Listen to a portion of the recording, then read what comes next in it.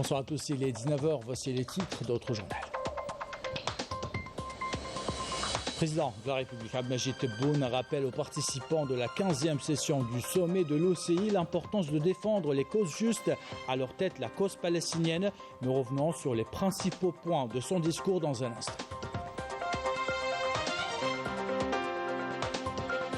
Dans un tweet, le président de la République a félicité l'équipe féminine du foot, le CF Akbou, après avoir remporté la Coupe d'Algérie.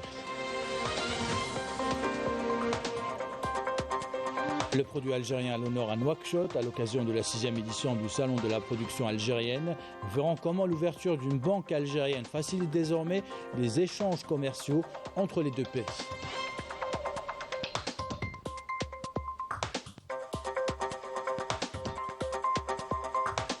Enfin, à l'occasion de la Journée internationale de la liberté de la presse, nous revenons sur les sacrifices des journalistes palestiniens. Plus de 130 sont tombés en martyrs en essayant de démasquer les crimes du colonisateur. Un reportage de Wissem Abou Zaid.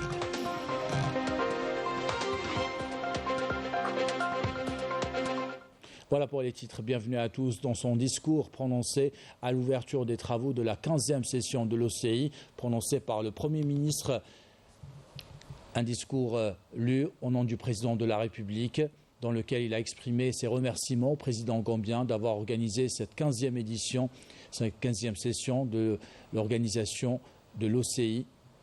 Le président de la République a dénoncé la politique de terre brûlée et de génocide commis par l'entité sioniste qui ne respecte aucune charte onusienne. Ce qui se passe dans les territoires occupés est un effondrement de la charte ou des chartes onusiennes et du droit international. Le président de la République a rappelé aux participants que notre responsabilité au sein de l'organisation de la conférence islamique nous oblige à défendre les causes justes, à leur tête la cause palestinienne. Toujours sur la cause palestinienne, le président de la République a rappelé que le peuple palestinien a le droit de jouir d'un État indépendant et que la communauté internationale doit assumer désormais ses responsabilités historiques, juridiques et humanitaires pour protéger le peuple palestinien contre cette agression barbare. L'OCI devrait lutter efficacement contre l'islamophobie, les discours de haine, ajoutera le président de la République dans son discours lu par le Premier ministre. Les travaux de la 15e session du sommet de l'Organisation de la coopération islamique ont débuté aujourd'hui dans la capitale gambienne avec la participation des représentants de 57 membres de cette organisation. Le Premier ministre Nedel Arbaoui prend part à ce sommet en qualité de représentant du président de la République Abdelmajid Tebboune. Ce sommet examine les questions politiques du monde islamique, principalement la question palestinienne, ainsi que des questions économiques et humanitaires et sociaux. Le président de la République a félicité l'équipe féminine de football du CF Akbou après avoir remporté le trophée de la Coupe d'Algérie.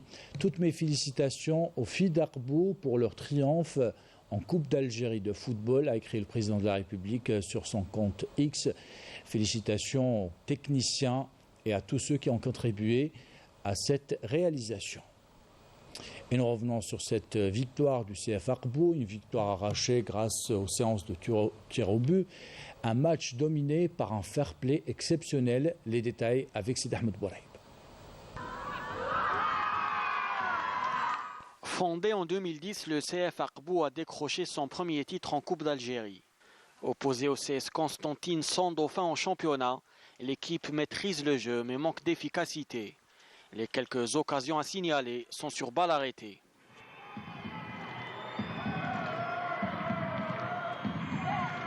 Les Constantinois se contentent de défendre. Et après 90 minutes, le score est toujours de 0 partout.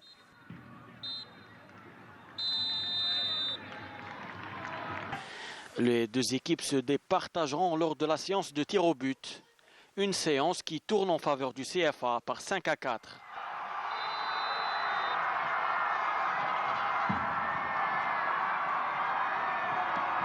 Je pense que c'est mérité normalement le CFA. Donc pendant 90 minutes qu'on a bien en place malgré la pelouse naturelle مش موالفين لعبوا في السنتيتيك. C'est les efforts à tout le monde, soit le staff technique, les joueuses, les parents, les dirigeants, donc toujours derrière l'équipe.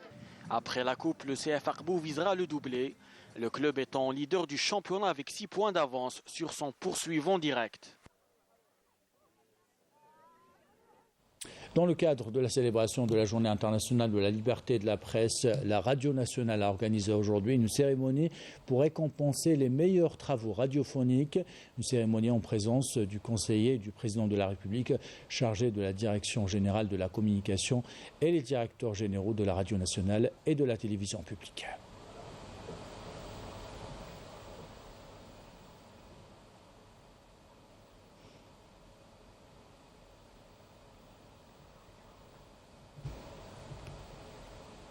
Et cette journée internationale de la liberté de la presse a un goût amer dans les territoires occupés palestiniens.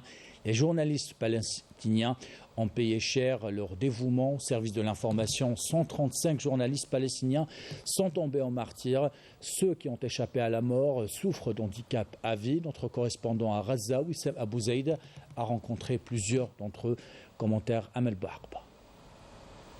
Sami Abou Shahada est un journaliste palestinien qui a perdu sa jambe suite à une frappe sioniste qui a ciblé le camp de Nosayrat au centre de Gaza.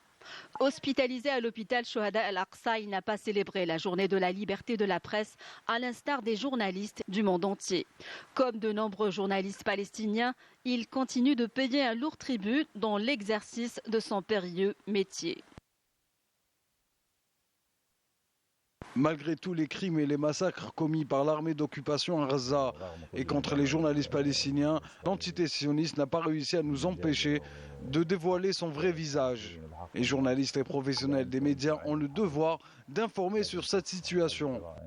Depuis le début de l'agression sioniste, le 7 octobre 2023, plus de 135 journalistes palestiniens sont tombés en martyrs, dont une centaine ont été blessés par l'armée d'occupation, alors que 33 familles de journalistes sont persécutées. Une centaine de journalistes ont été arrêtés, nombre d'entre eux croupissent toujours dans les geôles sionistes ou sont coincés sous les décombres. Le plus grand défi pour le journaliste palestinien est de rester en vie pour assurer la couverture médiatique des massacres sionistes. D'autant plus que nous exerçons notre métier dans un contexte humanitaire catastrophique, avec un manque de nourriture dû au blocage de l'aide humanitaire. Dans une tentative continue de faire taire la voix des médias et combattre la vérité sur ces actes odieux, l'occupation sioniste a bombardé plus de 86 bureaux et institutions médiatiques. Face à cette situation, les journalistes palestiniens se sont emparés des réseaux sociaux pour informer sur les crimes de guerre commis à Gaza.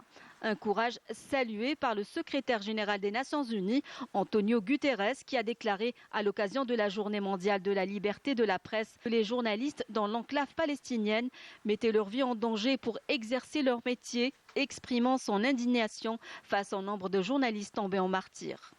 Le correspondant de la télévision publique à Gaza, Wissem Abou Zaïd, est le parfait exemple du courage hors pair des journalistes palestiniens qui risquent leur vie pour informer sur l'agression sioniste barbare et dévoiler au monde entier le visage hideux de l'entité sioniste. لم تعد للسترات الواقية من الرصاص أي معنى لأن الاحتلال الإسرائيلي تخطى بأفعاله كل الأعراف والقوانين الدولية ولا يعترف حتى بالشارات الصحفية ولا الإنسانية. وسام أبو زيد التلفزيون الجزائري فلسطين. Et au Sahara occidental, le Festival international de cinéma se poursuit. Plus qu'un simple événement culturel, un véritable moyen de vulgariser la cause sahraoui à travers le 7e art. Correspondance Fatma Benfarjella, commentaire signé Amélie Siritir. Au milieu des dunes de sable, les écrans s'allument pour projeter des longs et courts métrages dans le cadre du Festival international du cinéma au Sahara occidental. Un événement culturel riche et varié, un appel à la solidarité et un message fort pour le soutien indéfectible à la cause sahraoui et au peuple palestinien. Le réalisateur a vécu la souffrance et l'oppression du peuple sahraoui depuis son enfance et il a voulu nous faire sentir cela à travers son film.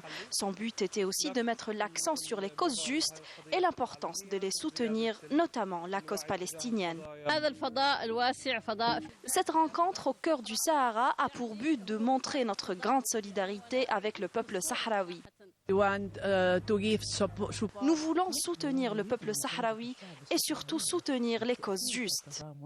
Le Festival international du cinéma au Sahara occidental, bien plus qu'un événement culturel. Il s'agit d'un symbole de soutien et de solidarité, un rappel à l'importance de défendre les causes justes.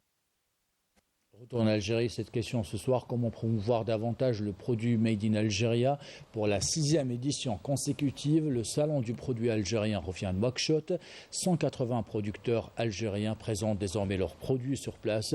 Ce salon vient renforcer les échanges économiques, surtout après l'ouverture de l'Algérienne Union Bank à Nouakchott. Couverture de Myriam Abdelrahman, commentaire signé Majaja. Le salon du produit algérien revient dans sa 6e édition au niveau de la capitale mauritanienne Nouakchott. Issus de différents secteurs économiques, plus de 180 participants ont pris part à cet événement pour promouvoir les produits algériens à l'étranger. Il y a un grand nombre de visiteurs et ils apprécient beaucoup nos produits pour leur très bonne qualité, prix et le service après-vente également. Nous avons exposé des équipements de production d'électricité, notamment des poteaux électriques et des détecteurs de monoxyde de carbone. Un espace qui renforce la coopération économique entre les deux pays, notamment après l'entrée en activité de la Banque d'Union algérienne à Nouakchott ainsi que la Banque algérienne sénégalaise, ce qui facilitera les échanges commerciaux entre l'Algérie et les pays africains. Nous sommes spécialisés dans la récupération des déchets métalliques et non métalliques. Certaines sociétés ici ne disposent pas de quantité suffisante de matières premières. C'est pourquoi nous allons leur assurer cette matière pour qu'elles puissent développer leurs activités.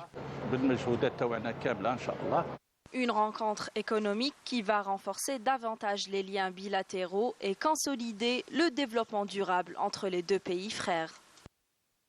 Et nous terminons ce journal avec cette rencontre avec une artiste à Béchar qui a choisi le sable et ses différentes couleurs et ambiances pour façonner des tableaux aussi beaux les uns que les autres. Amel Magharbi maîtrise la technique de la peinture sur grain de sable et voudrait absolument la perfectionner et la transmettre. Découverte avec Saïd Amaïf.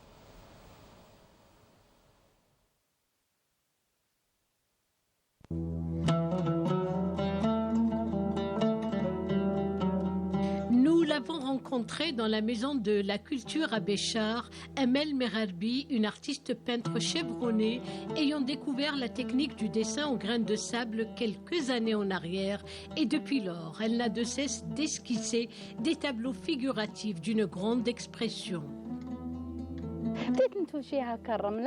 Mes débuts avec les graines de sable remontent à une vingtaine d'années en arrière, lorsque j'ai découvert cette matière très abondante dans les environs et surtout ce que l'on pouvait en faire. Je suis tombée sous le charme d'autant qu'il existe 68 couleurs de sable recensées, ce qui donne un résultat fascinant au croquis en relief. Des graines de sable teintées de diverses couleurs, encre de Chine, colle et nombreux pinceaux de différentes tailles, ce sont là les outils de base avec lesquels Amel, affichant une dextérité et une grande concentration, s'attelle à son dessin avec une passion inouïe sous l'œil admiratif de ses enfants.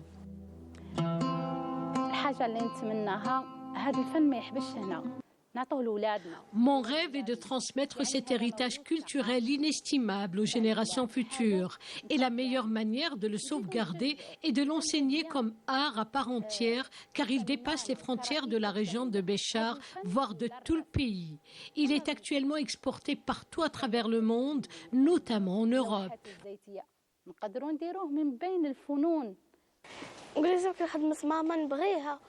J'admire ce que réalise ma mère comme tableau et j'observe souvent sa manière d'exécuter les croquis. Plus tard, mon rêve est de suivre son chemin. Les visiteurs occasionnels de la Maison de la Culture sont captivés par ces tableaux suscitant de prime abord un vif intérêt. Oui, on est de passage à la wilaya de Béchar. On découvre tout ce qui est art. On voit qu'il y a des tableaux de sable qui sont faits en sable et qui fait montrer la nature de la région. Et en même temps, c'est de voir même la culture algérienne. Cet art puise son inspiration du joyau de la région de la Saoura. La plasticienne Amel fait revivre à travers ces tableaux exceptionnels la culture et les traditions de notre région. C'est une manière judicieuse de préserver notre patrimoine culturel de la disparition.